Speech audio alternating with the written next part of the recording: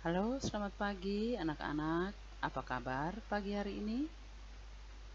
Jumpa lagi dengan saya, Ibu Emi Chunfin, dalam pelajaran agama Katolik.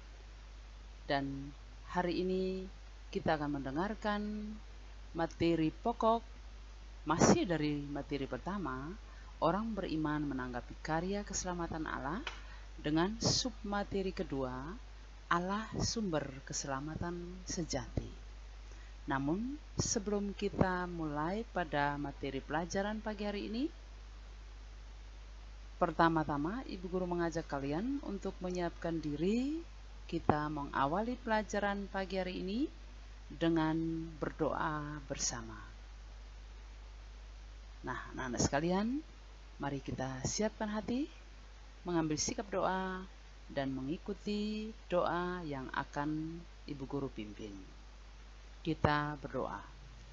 Dalam nama Bapa dan Putra dan Roh Kudus, amin. Dikuduskanlah namamu, Allah Bapa, Putra dan Roh Kudus, Allah yang kami sembah dalam kehidupan kami.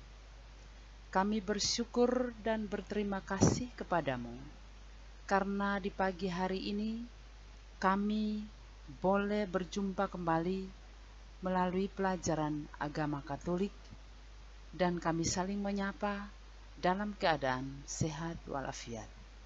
Bapa dalam surga, utuslah Roh Kudus-Mu menyertai hati dan pikiran kami, agar kegiatan pagi hari ini boleh berlangsung seturut kehendak kasih-Mu. Biarlah kami senantiasa hidup menurut kasih dan kehendak-Mu ya Bapa, karena Engkaulah Allah sumber keselamatan sejati dalam hidup kami. Namamu kami puji, kini dan sepanjang segala masa. Amin. Dalam nama Bapa dan Putra dan Roh Kudus. Amin. Nah, anak-anak sekalian, setelah kita mengawali pertemuan pagi ini dengan berdoa bersama, kembali Ibu Guru ingatkan kepada kalian, pertemuan pertama yang sudah kita lewati, dan kalian sudah menyelesaikan pekerjaan atau tugas yang diberikan, namun masih ada di antara kalian yang belum mengerjakan soal dan mengirimkan jawabannya kepada saya. Untuk itu, anak-anak yang belum mengirim jawabannya, saya minta agar kalian nanti sesudah ini dapat mengirimkan tugas pertama dan kedua sekaligus ke nomor WA saya. Nah, anak-anak sekalian, kita lanjut pelajaran kita pagi hari ini dengan submateri kedua, beragama sebagai tanggapan atas karya keselamatan Allah. Menyambung dari pelajaran submateri pertama, Allah sumber keselamatan sejati, hari ini kita melihat apa saja tujuan dari submateri kedua ini. Adapun tujuan pembelajaran kita yang pertama,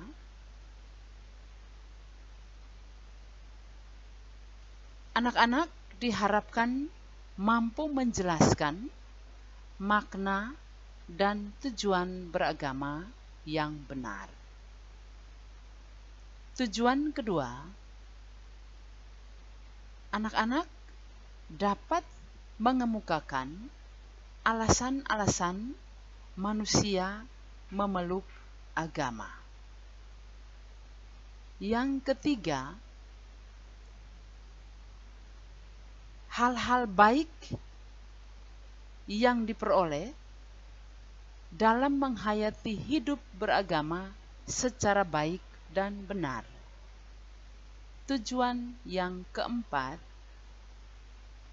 anak-anak dapat memahami ajaran gereja tentang agama dan beragama menurut Injil Lukas bab 18 ayat 9 sampai dengan ayat 14. Dan yang terakhir, anak-anak mampu menjelaskan makna hidup beragama yang benar menurut Yesus Kristus berdasarkan Injil Matius bab 5 ayat 17 sampai dengan 48. Nah, kita lihat bagian pertama. Dari tujuan pertama, kita diajak untuk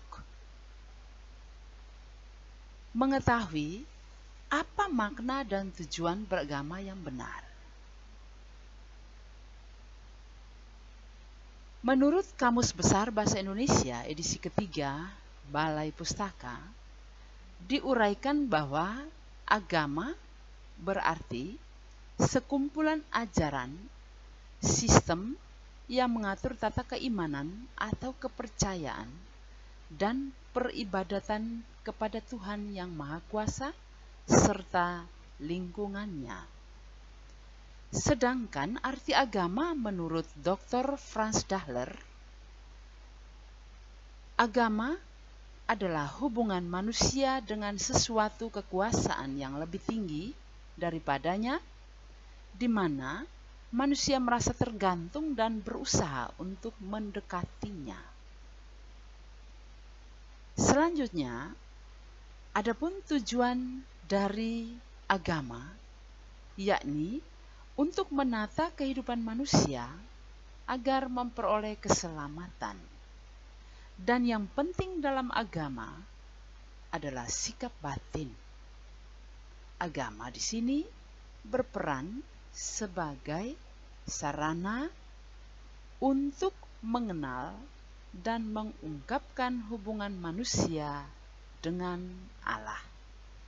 Nah, itu tadi tujuan pembelajaran kita yang pertama. Selanjutnya, tujuan pembelajaran yang kedua, apa alasan manusia untuk memeluk agama?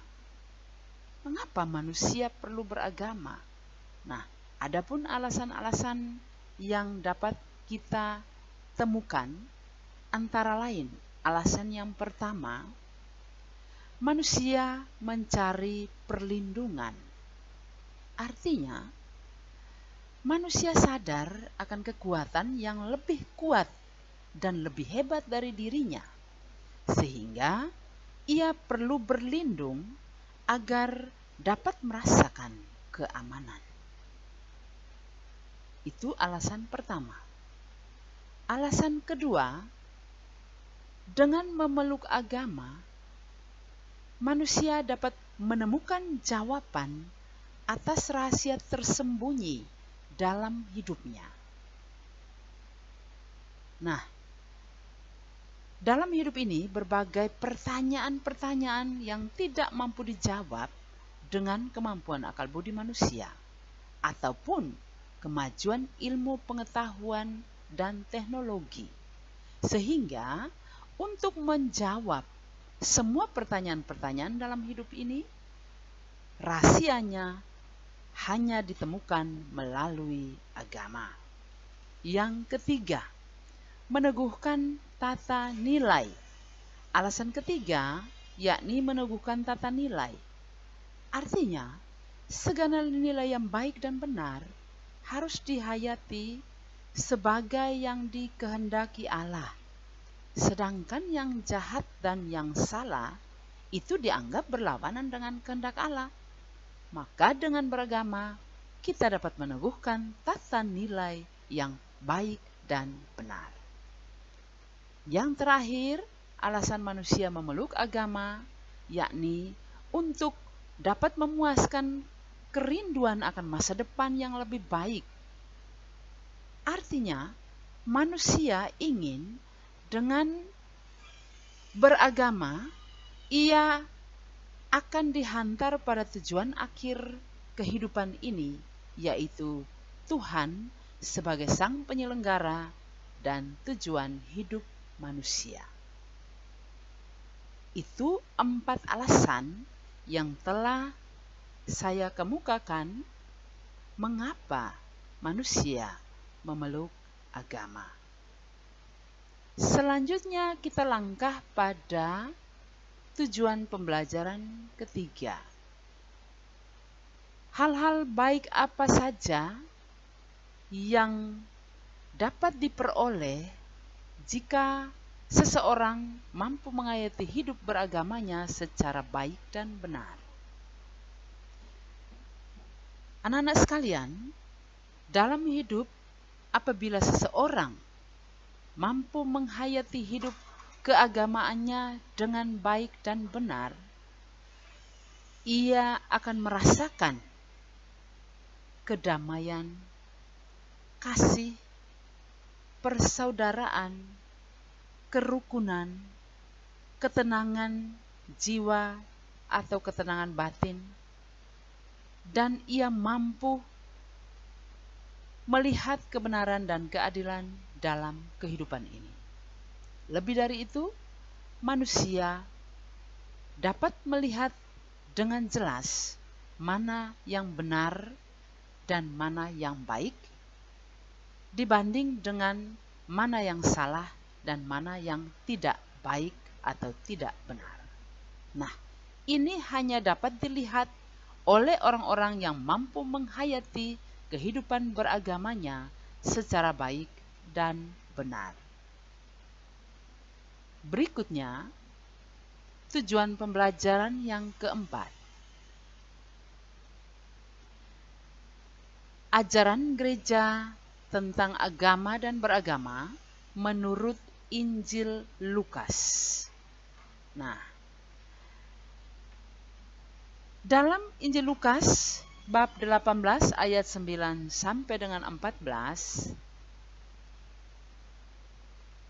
dikisahkan bahwa Yesus sangat keras mengkritik orang-orang Farisi, para pemuka agama, dan ahli-ahli Taurat. Mengapa? Karena mereka merasa hidup keagamaannya jauh lebih baik dibandingkan dengan orang lain. Ada kecenderungan menyombongkan diri dan menganggap orang lain lebih rendah hidup keagamaannya dari dirinya sendiri. Inilah yang membuat Yesus mengkritiki mereka secara keras dan pedas. Sebaliknya, Yesus justru memuji sikap seorang pemungut cukai yang bersikap rendah hati di hadapan Tuhan dengan mengakui kesalahan, kelemahannya sebagai manusia di hadapannya. Inilah ajaran Yesus tentang hidup beragama yang baik dan benar. Anak-anak, kesombongan iman atau menyombongkan diri dengan membandingkan diri lebih baik dari orang lain adalah hal yang sangat tidak disukai oleh Yesus, Sang Juru Selamat kita. Selanjutnya, tujuan pembelajaran yang kelima. Tadi kita sudah dengar apa makna hidup beragama yang benar menurut Yesus Kristus sesuai dengan Injil Matius bab 5 ayat 17 sampai dengan 48. Berdasarkan Injil Matius ini, Yesus mengajarkan kepada kita, para pengikutnya, agar tidak bersikap formalistis dalam beragama atau hanya sekedar dilihat orang, didengar orang. Namun sebenarnya kita tidak sungguh-sungguh menjalankan ajaran agama dengan baik dan benar. Yesus mengajarkan apabila kita benar-benar mendalami ajaran agama kita, maka kita tidak akan jatuh pada pemahaman yang dangkal dan setengah-setengah, serta sebaliknya akan mengamalkan ajaran agama kita secara baik dan benar. Itulah pengikut Kristus yang benar. Maka Yesus sebagai kepala, sebagai juru selamat, mengajarkan kepada kita pengikutnya agar hidup sesuai dengan ajaran agama masing-masing. Nah, anak-anak, dari materi pembelajaran yang kita ikuti dalam penjelasan Ibu tadi, tentu anak-anak sudah mengikutinya secara baik dan benar. Karena itu, di akhir perjumpaan kita ada beberapa tugas yang harus kalian selesaikan. Siapa yang tadi mendengar penjelasan Ibu secara baik, tentu dia akan mampu menjawab pertanyaan-pertanyaan berikut ini dengan baik juga. Ingat, sebelum pelajaran ini berakhir, kalian akan mengisi atau mengerjakan tugas-tugas dan kirimkan kembali pada nomor WA saya ya. Jangan kirimkan ke WA guru wali kelas, tetapi langsung kepada saya agar dapat diperiksa atau dikoreksi dan diberikan nilai. Nah, dengan demikian anak-anak sekalian, materi kita hari ini, materi kedua, sudah berakhir dan saya percaya anak-anak tadi mengikuti pelajaran ini dengan baik. Terima kasih atas perhatianmu dan mari kita mengakhiri pelajaran ini dengan berdoa bersama. Kita berdoa. Dalam nama Bapa dan Putra dan Roh Kudus, amin. Syukur dan pujian kami haturkan ke hadapan hadirat-Mu, Allah Bapa yang Maha Murah dan Maha Kasih, karena atas kasih tuntunan penyelenggaraanmu, kami telah mengikuti pembelajaran pagi hari ini. Kami yakin dan percaya Tuhan, Engkau menyertai kami, Engkau melindungi kami dari waktu ke waktu, dan Engkau akan mempertemukan kami kembali di hari-hari yang akan datang dalam keadaan sehat dan selamat. Semua doa, harapan, dan permohonan ini kami sampaikan kepadamu, karena Engkaulah Allah yang hidup dan berkuasa, kini dan sepanjang segala masa. Amin. Dalam nama Bapa dan Putra dan Roh Kudus. Amin. Selamat pagi, sampai jumpa.